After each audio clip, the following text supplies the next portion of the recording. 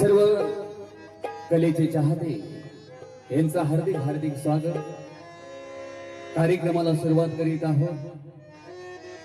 रंग शारदेच्या रंग महाली सेवा करीतो मी थोडी, रंग शारदेच्या रंग महाली सेवा करीतो मी थोडी, रसिक जनो तुम्हा वाहतो दुर्वांच्या जोडी, नृत्य नाट्य संगीते सकल ब्रह्मांड डोलते, नृत्य नाट्य संगीते सकल ब्रह्मांड डोलते, शाहिरी परंपरेला नम्र अभिवादन करून आपल्या देव देवतीला नम्र अभिवादन करू।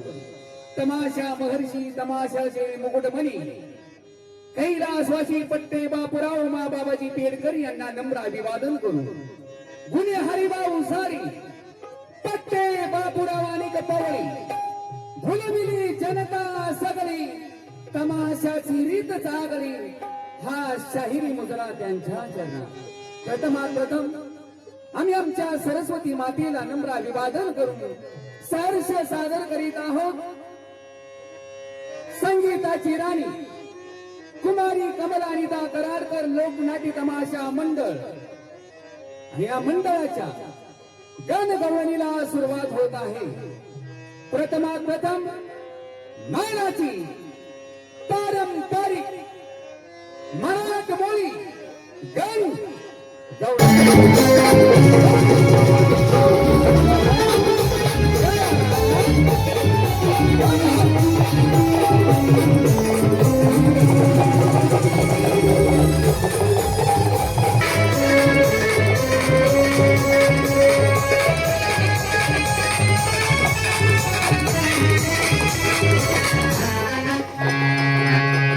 मी सोपान आढाव, प्रबोधन दिशा, नवी मुंबई, महाराष्ट्र शासनाच्या वतीने आयोजित ढोलकीपर तमाशा महोत्सवामध्ये आज संगीताची राणी कमल अनिता कराडकर लोकनाट्य तमाशा मंडळाचा कार्यक्रम सांगताना येथे आयोजित करण्यात आलेला आहे। आणि त्याच तमाशातील काही कलावंतांचा, नृत्यांगनांचा आपण परिचय करून घेत आहोत। त्यांच्याकडून तमाशाविषयीची काही माहिती आपण करून घेत आहोत। प्रत्यक्ष नृत्यांगना आपल्या समोर उपस्थित आहेत, त्यांच्याकडून आपण या तमाशा क्षेत्राविषयी, तमाशाविषयी काही माहिती घेऊया। ताई, आपलं नाव सांगाल तुम्ही? नमस्कार, माझं नाव जयश्री बबन मोरे, तारकिरवली, तालुका कोरेगाव, जिल्हा सातारा। धन्यवाद। संगीताची राणी कमल अनिता कराडकर या लोकनाट्य तमाशा मंडळामध्ये आपण किती वर्षांपासून कार्यरत आहात? मी या वर्षीच या कार्यक्रमामध्ये आलेले आहे। पहिल्यांदा त्यांच्या कार्यक्रमामध्ये आले, त्याच्या अगोदर मी दुसऱ्या कार्यक्रमामध्ये होते। खर तर या तमाशाची जी निर्मिती आहे, पट्टे बापूराव भाऊ फक्कड यांनी या तमाशा क्षेत्रामध्ये, तमाशा क्षेत्राला प्रारंभ केला। त्यानंतर अनेक कलावंत या क्षेत्रामध्ये त्यानंतर मगाशीच मी नावं घेतली होती की सरस्वतीबाई कोल्हापूरकर यांनी तमाशाला एका मोठ्या उंचीवर नेऊन ठेवलं। यमुनाबाई वाईकर यांनी तर नावनी साता समुद्रापारच्या घेऊन गेल्या। आणि आता आपल्या राष्ट्रपती पदक विजेत्या विठाबाई भौमांग नारायणगावकर यांनी तर तमाशा क्षेत्राला एक वेगळ्या ढाचा त्यांनी प्राप्त करून दिला। परंतु आताच्या काळामध्ये अशा नृत्यांगना होताना दिसत नाही, या पाठीमागचं नेमकं कारण काय असतं? आता थोडं शिक्षणाकडे जास्त वळण घ्यायला लागले आणि कला ही कमी होत चालली। आपले ठराविक मुले आहेत की बाबा त्या कलेकडे पाहण्याचा मानण्याचा दृष्टिकोन वेगळा झालाय, ते कलाकार कमी व्हायला, थोडकी कलाकार राहिले, याला थोडकी कलाकार राहिले आणि आम्ही त्याची वाटचाल चांगल्या प्रकारे पुढे नेण्याचा प्रयत्न करतो। आणि कलाकार तयार होण्याचं कलाकारावरती अवलंबून आहे आणि आम्हाला कलेची आवड आहे। आमच्या पद्धतीनं आम्हाला कला शिकायची, अजून भरपूर कला शिकायची आम्हाला। आणि कलाकार कुणी घडलं पाहिजे, बरोबर आहे. आणि कलाकार तयार झाला पाहिजे, व असा कलाकार हा तयार झाला पाहिजे.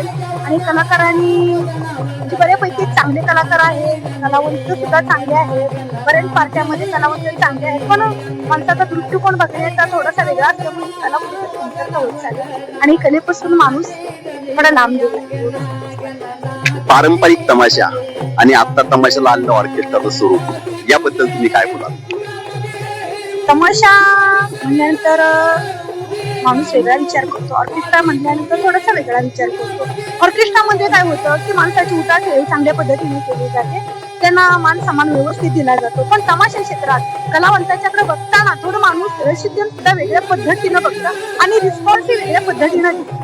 हा ऑर्केस्ट्रामधला आणि तमाशामधला फरक आहे. आणि आमचं म्हणणं आहे की बाबा जसं ऑर्केस्ट्राला तुम्ही मान सन्मान देता, त्या कलाकाराकडे जेवढे चांगले दृष्टिकोनाने बघता तसंच आमच्याकडे त्या दृष्टिकोनाने बघावं आणि आमची ही कलेला कुठंही उचलून धरावं एवढं सांगतो. खर तर यापूर्वी तुम्ही अनेक लोकनाट्य तमाशा मंडळांमध्ये काम केलं असेल, परंतु यावर्षी मात्र तुम्ही संगीताची राणी कमल अनिता कराडकर लोकनाट्य तमाशा मंडळामध्ये काम करावं असं तुम्हाला वाटलं आणि यावर्षी तुम्ही या तमाशा मंडळामध्ये आहात. नेमकं या तमाशा मंडळामध्ये येण्याचं नेमकं तुमचं कारण काय? हा पारंपरिक तमाशा आहे म्हणून की आणखी काय? पारंपरिक तमाशा तर आहे, आम्ही भरपूर तमाशात कामं केले आणि जवळ ही पाहुण्यांचं नातं आहे आमचं आणि घरातलेच आहे. मग घरातले आहे, पारंपरिक तमाशा आहे, तिथं कलेचे शिकण्यासाठी भरपूर काय आहे. आणि मालकीणी आमची समजदार आहे, खूप मनमिळावू आहे, समजून घेते आणि म्हणूनच आम्हाला तो तिचा स्वभाव आवडला म्हणून आम्ही यावर्षी आजच्या कार्यक्रम. तमाशा क्षेत्रामध्ये आपलं करिअर करत असताना खरोखरच तुम्ही मनापासून समाधानी आहात का? आणि पुढच्या काही मुली ज्या नृत्य शिकत आहेत, लावणी शिकत आहेत, त्यांना तुम्ही तमाशामध्ये या असं निमंत्रित कराल की त्यांनी आपल्या करिअरसाठी, आपल्या उदरनिर्वाहासाठी दुसरं एखादं कोणतं तरी क्षेत्र निवडावं असा तुम्ही त्यांना सल्ला द्या? असं म्हणायचं गेलं तर हे प्रत्येकाच्या विचारावरती अवलंबून असतं. लावणी हे पारंपरिक आहे, बरोबर आहे, पण हा कोणाचं करिअर ऑर्केस्ट्रामध्ये, कोणाचं पिक्चरमध्ये, कोणाच्या तमाशामध्ये. आता भरपूर लोकांनी लावण्या केल्या, ते पण कष्ट करतात.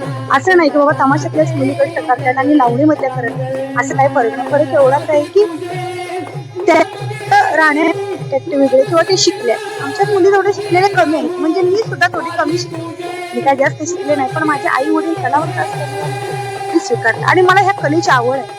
त्या कलेवरती मी माझे भरपूर चांगले समाधान आहे.